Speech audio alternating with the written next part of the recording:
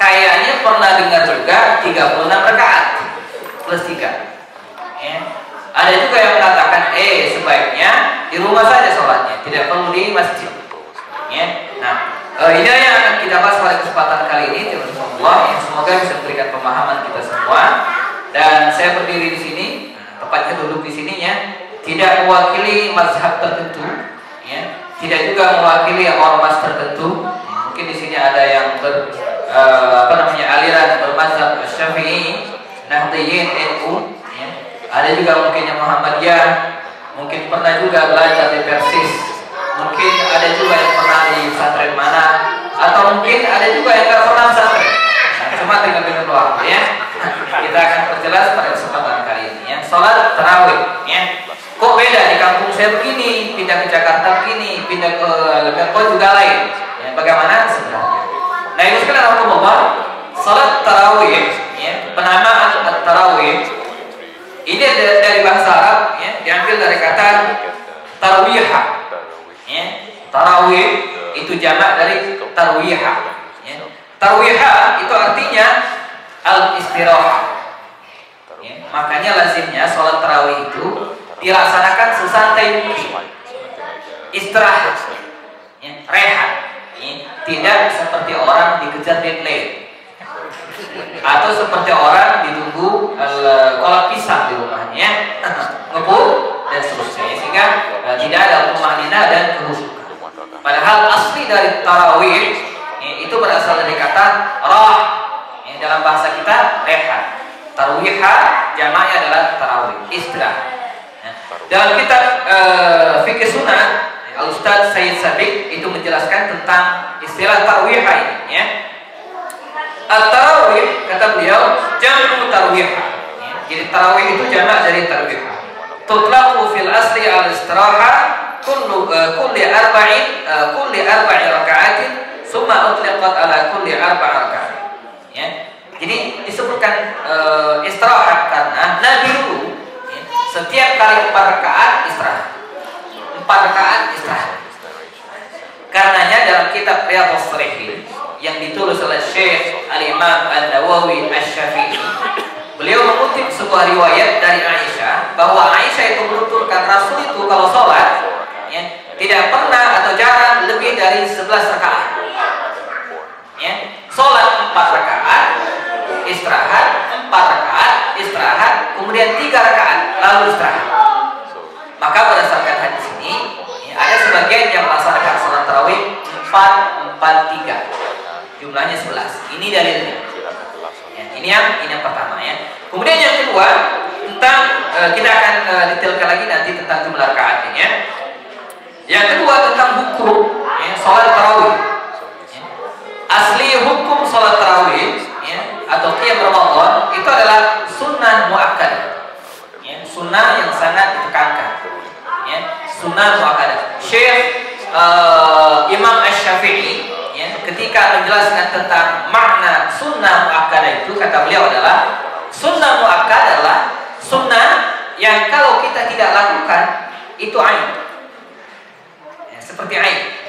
Misalnya sholat berjamaah tidak pakai azan, sah nggak sholatnya?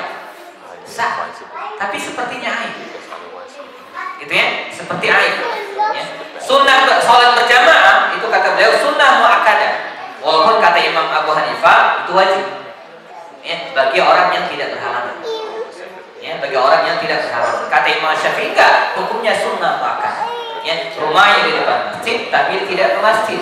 Nah, seperti air. Ya, enggak dosa. Ya, sholat Idul Fitri itu sunnah muakkadah. Ya, tidak sholat tidak masalah, tapi sepertinya air. Orang udah masjid semua, ya, dia di rumah makan kupat sendirian. Duluan, ya, sah-sah, ya. Haram enggak, tapi seperti air. Berkhitan, sebagian ulama mengatakan itu khitan, ya, itu hukumnya sunnah muakkadah, tidak wajib, sah iman seseorang, keislaman seseorang walaupun dia tidak berkhitan. Jadi sebenarnya berkhitan itu bisa belakangan sebenarnya, nggak mesti di awal. Ada boleh masuk Islam, begitu datang langsung dikhitan, ajarin sholat dulu. Tata cara puasa dulu, wudu yang benar, baca tua katanya. Namanya juga sunnah, sunnah. Cuman muakkadah memang. Ya, aib ya, ada seorang laki-laki nggak dihitan, itu aib rasanya. Saya rasanya berpikir punya anak perempuan, misalnya sekarang saya punya 2 anak perempuan dan 2 anak laki-laki ya. Suatu saat misalnya ada anak perempuan saya udah gede dilamar oleh seorang ikhwan, seorang laki-laki alim, ya, kaya pula. Tapi pas saya tahu dia tidak disunat, kayaknya mikir dulu. Ya, kayaknya mikir dulu, padahal itu sudah sunat. Ya. Nah, sholat tarawih ini, kenapa dia nggak disunat? Kayaknya ada yang merasa terus. Nah, sholat tarawih ini ya, itu adalah sunnah muakkad. Ya. Jadi aib kalau kita tidak lakukan. Sah puasanya nggak ada hubungan, sah puasa, tapi muakkad. Ya. Nah, dalilnya adalah bahwa Rasulullah SAW ya, ada 2 dalil ya, melaksanakan sholat tarawih ini memang ya 3 malam berturut-turut. Ya. Setelah itu beliau pulang ke rumahnya dan pada malam keempat para sahabat menanti. Ya. Ditunggu sampai malam, bahkan pagi hari enggak datang. Maka pagi harinya Ubay bin Ka'ab, salah seorang sahabat Islam, Ubay bin Ka'ab itu mendatangi Rasulullah. Ya Rasulullah, semalam kami menunggu Anda di masjid. Kok enggak datang-datang? Ya, biasanya kita sholat berjamaah selepas sholat isya. Nah, kata Rasulullah SAW, ya, saya khawatir kalau itu diteruskan, ya, nanti diwajibkan kepada kalian. Maka berdasarkan hal ini, Rasulullah SAW, ya, hukum melaksanakan sholat tarawih bukan wajib, tetapi sunnah muakkad. Dan ini berlaku bagi perempuan dan laki-laki sama. Imam Ali radhiyallahu anhu di masa kekhalifahannya itu diriwayatkan ya, khususnya memerintahkan kepada kaum muslimin untuk melaksanakan sholat tarawih berjamaah. Laki-laki khusus ya, kemudian perempuan juga khusus, diimami juga oleh perempuan. Nah, ini menyebutkan bahwa sholat tarawih ini ya, tidak hanya sunnah bagi laki-laki, dan juga sunnah untuk perempuan. Termasuk sholat berjamaah. Sholat berjamaah di masjid itu sunnah untuk laki-laki, sunnah juga untuk perempuan. Tetapi kadar kesunahan perempuan itu tidak seperti laki-laki. Ada yang beranggapan, Ustaz, kan ada hadis Nabi mengatakan bahwa sebaik-baik sholat perempuan itu di rumah, ya kan? Nah, kalau laki-laki di masjid, ya. Ini ya, ada kata Syekh Yusuf Qardawi ya, ada ilahnya, ada alasannya. Dulu, mengapa kaum hawa, kaum wanita, terutama sholat-sholat yang gelap, ya, isya, ya, kemudian subuh, ya, dianjurkan sholat di rumah karena khawatir fitnah dan mudarat. Ya, itu alasannya. Menjadi awalis hari ini kita melarang istri kita ke masjid karena khawatir fitnah dan mudarat, tapi di mall ke mall sendirian nggak dilarang. Ya? Ke masjid nggak usah di rumah aja, kenapa? Takut fitnah dan mudarat, bahaya. Ke mall sendirian. Mana besar fitnahnya, ke masjid atau ke mall? Kalau itu alasannya, kan? Oke, para ulama mengatakan hukumnya memang ya, wanita tidak setingkat laki-laki ya, sholat berjamaah. Nah, ini tentang hukumnya ya. Sunnah muakkadah, sunnah yang sangat ditekankan ya. Barangkali muncul pertanyaan, Ustaz, manakah yang lebih afdal bagi saya? Ini seorang laki-laki misalnya, sholat berjamaah di rumah, saya jadi imam, atau saya datang ke musola surau kita, tapi sekedar jadi makmum. Ya kan? Kan bisa jadi kan? Nah, kalau di rumah kan saya imam Ustaz. Ya. Kalau di masjid surau kita sudah ada Ustaz Hamim, ya, ada Ustaz Hibani ya. Saya jadi makmum. Mana yang lebih afdal gitu ya? Jawabannya tetap afdal di surau kita, di masjid. Karena mengapa? Ya, karena ketika kita berangkat ke masjid atau ke musola, itu kita berpeluang ya mendapatkan tambahan pahala yang tidak akan kita dapatkan kalau sholat berjamaah di rumah. Misalnya, ya, wa bi kulli khutwatin tamshi biha ila sholati sadaqah. Setiap langkah kaki kita ke masjid, ke mushola, dihitung sedekah. Nah, kalau kita sholat di rumah nggak dapat, ya, kecuali muter-muter. Ya. Maka ada ulama dulu kadang ketika memahami teks hadis itu, ya, kadang teks kuah. Ya. Ada seorang ulama namanya Atha bin Abi Rabah, itu kalau di masjid muter. Ketika ditanya dia mengeluarkan hadis ini tadi untuk memperbanyak langkah. Ya. Begitu ulama dulu meneladani Rasul, gitu kan? Di masa Rasulullah SAW ada Bani Salama, itu rumahnya agak jauh dari masjid. Lalu ya, dia mencari-cari rumah dekat masjid supaya bisa pindah agar lebih gampang ke masjid. Kata Rasulullah SAW, ketahuilah orang yang paling banyak pahalanya di antara kalian adalah komplek Bani Salamah ini, orang yang paling jauh rumahnya dari masjid. Bersyukurlah hari ini yang rumahnya jauh dari masjid, tapi ke masjid. Alhamdulillah rumah saya di masjid, tapi ini gak ke masjid. Itu satunya. Yang kedua, ketika kita ke mushola atau ke masjid, kita berpeluang melaksanakan salat tahiyatul masjid. Kalau di rumah nggak ada salat tahiyatul bait, salat tahiyat rumah nggak ada. Udah dua tuh ya. Yang ketiga, biasanya kalau kita ke masjid kita melaksanakan salat rawatib. Di rumah iya bisa Ustaz, iya bicara. Yang paling penting lagi adalah salat berjamaah di masjid itu merupakan bagian dari syiar. Bayangkan kalau fatwanya lebih baik di rumah, maka di rumah semua orang rumah nggak ada syiar. Padahal sholat berjamaah itu bagian dari syiar. Maka disarankan sangat sholat berjamaah di masjid. Ya, khususnya sholat tarawih. Yang kedua, ada rakaat.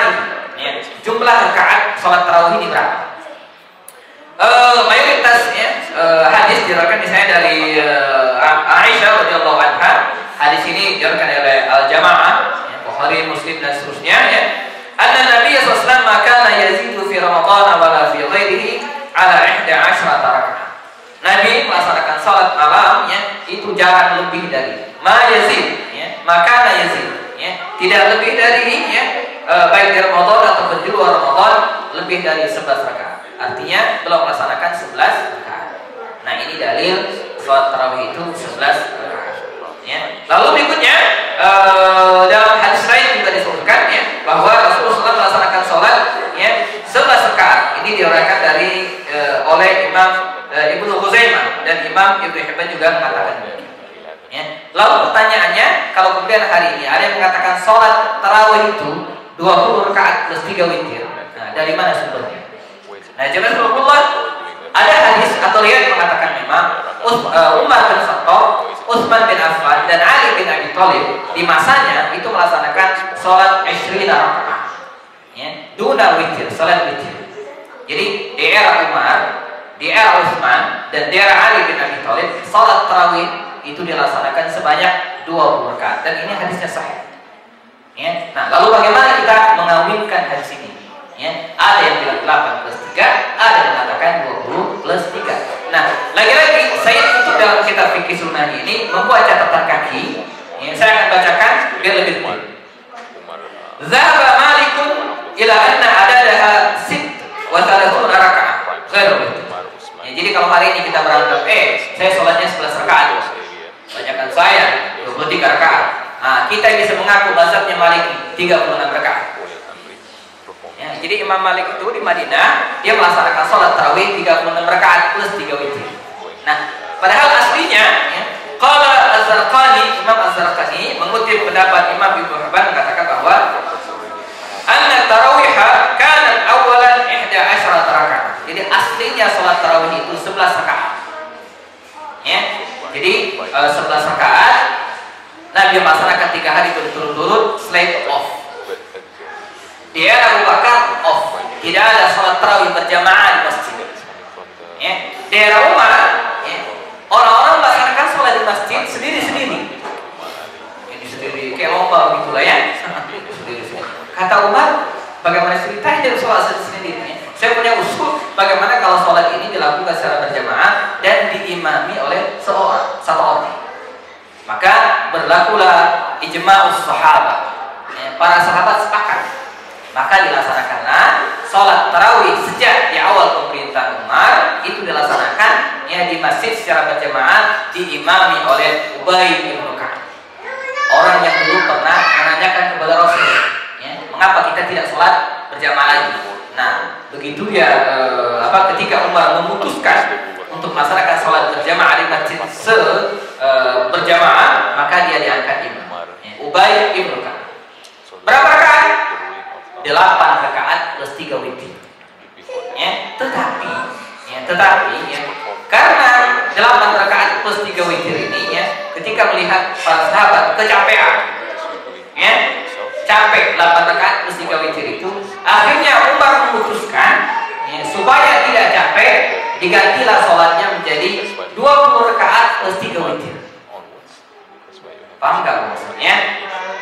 Balik ya. 8 rakaat capek. Ya, tambah 3 witir capek. Akhirnya Umar usul. Ya, kita ganti menjadi 20 rakaat plus 3 witir. Tambah capek kan? Enggak. Mengapa?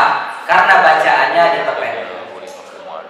Ya, karena bacaannya diperpendek. Makanya dijelaskan dalam kitab ini disebutkan wa kanu yutiluna al-qira'ah. Jadi 8 rakaat plus 3 witir itu panjang bacaan. Ya. Fataqula alaihim, lalu berat. Ya, berat. Ya. Fakhaffafu al-qira'ah. Lalu ya bacaannya itu diperpendek. Walakin zadu fi adad rakaat, tetapi rakaatnya ditambah. Ujung-ujungnya selesai jam 3 malam juga.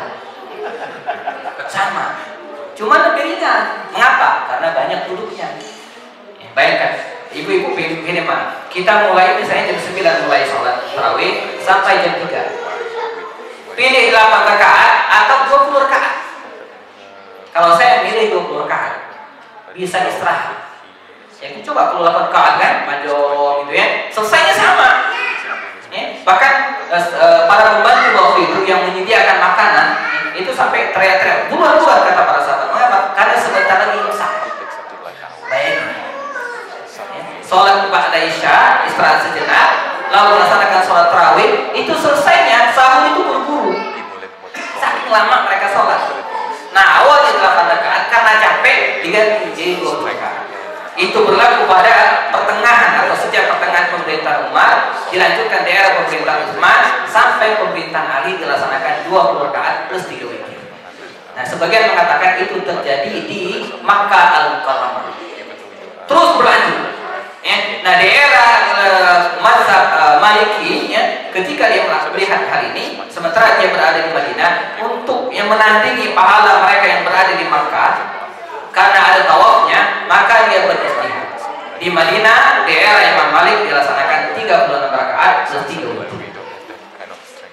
Ya, maka clear itu sekalian, ya, sholat kita itu boleh mau 8 rakaat plus 3 witir sah. Nabi melaksanakan itu, Umar juga melaksanakan demikian. Ya, mau 20 rakaat plus 3 witir sah. 3 sahabat Khalifah Rasyidin setelah Abu Bakar juga melaksanakan hal itu, termasuk Umar di akhir pemerintahannya.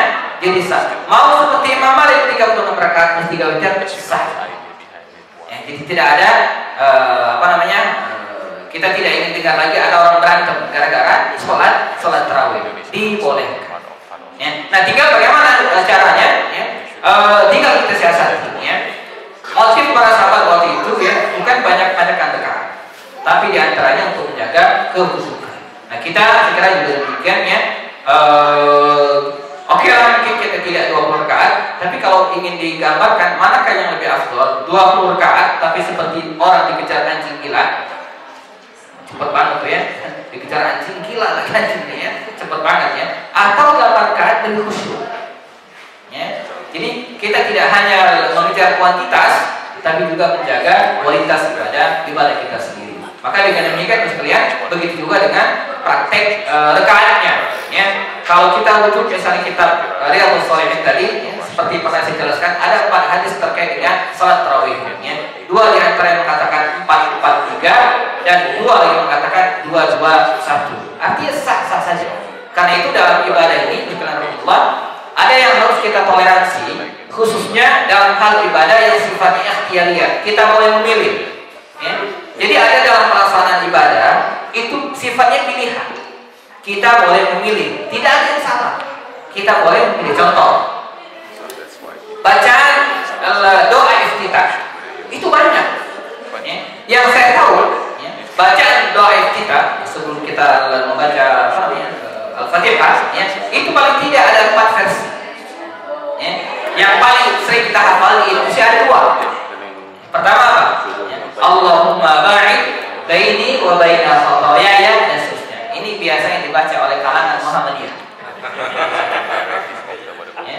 Nah, ada juga yang baca, ya, apalagi Allahu akbar kabira walhamdulillahi katsiran dan seterusnya. Ini biasanya dibaca oleh orang NU. Dan hadisnya masing-masing sahih. Nah, kalau saya barusan, saya tidak baca yang ini, tidak baca yang ini. Saya tidak baca yang Muhammadiyah, tidak juga baca yang NU. Saya baca versinya Umar. Subhanakallahumma wa bihamdik wa tabarakasmuk wa ta'ala jaduk. Itu juga doa iftitah.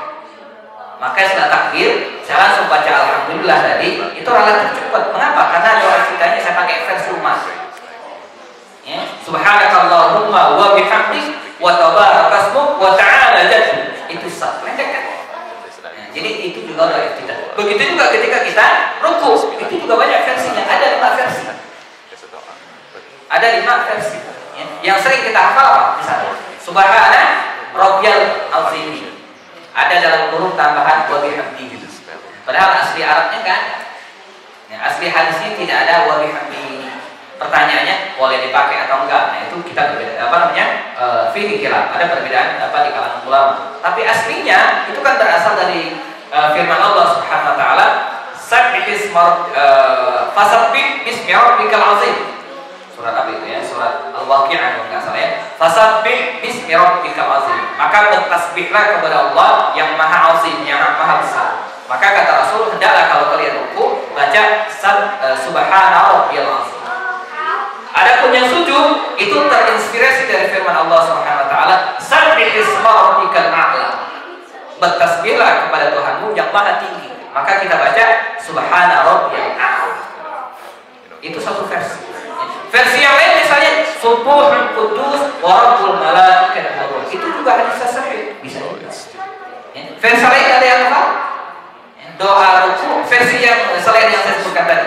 Ada 5 versi. Subhanakallahumma wa bihamdik asyhadu an la ilaha illa anta astaghfiruka. Itu juga boleh. Jadi itu ikhtiar, pilihan. Makanya dalam hal ini saya ingin sampaikan, kita jangan saling menyalahkan karena masing-masing kita itu pilihan-pilihan.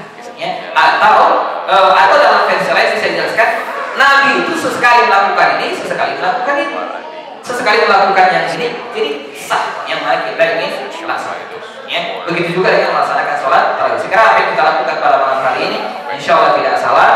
Dan ya, kalau misalnya pada malam hari ini berbeda dengan apa yang kita lakukan pada hari-hari sebelumnya, itu juga tidak salah. Masing-masing ada dalil. Yang penting saya ingin sampaikan bahwa sholat tarawih ini adalah sunnah muakkadah, sholat yang sangat ditekankan, aib kalau kita tidak lakukan. Dan rumusnya adalah kita sering keliru kalau ketika mendapatkan bahwa ibadah tersebut sunnah, maka kita akan mengatakan hukumnya kan sunnah. Padahal ketika kita tahu bahwa itu sunnah, buru-buru kita laksanakan. Sebaliknya, sering kita mengatakan ketika kita memakan, mengkonsumsi sesuatu yang makruh, kan hukumnya makruh. Akhirnya apa? Akhirnya kita makan. Padahal rumusnya, kalau tahu itu sunnah, buru-buru kita laksanakan. Kalau tahu itu makruh, buru-buru kita tinggal. Kita kan suka kembali. Mentang-mentang sunnah, kan hukumnya sunnah ini, lalu tidak dilaksanakan. Mentang-mentang makruh, kan makruh hukumnya, lalu diambil. Mesti sebaliknya. Kalau tahu itu makruh, tinggalkan. Kalau tahu itu sunnah, segera dilaksanakan. Ya, bukan sebaliknya. Saya tidak ingin memberikan contoh yang makruh ya, karena kita ya, kalau saya minta contoh yang makruh, paling yang mungkin jengkol, paling ya, ya bawang ya, yang lain nggak tahu ya, makruh atau haram, wallahu a'lam ya. Hanya kepada MUI ya. Ibu-ibu dan bapak-bapak rahmatullah ya, kita cukupkan ta'lim pada kesempatan kali ini. Semoga ini memberikan inspirasi dan manfaat bagi kita semua.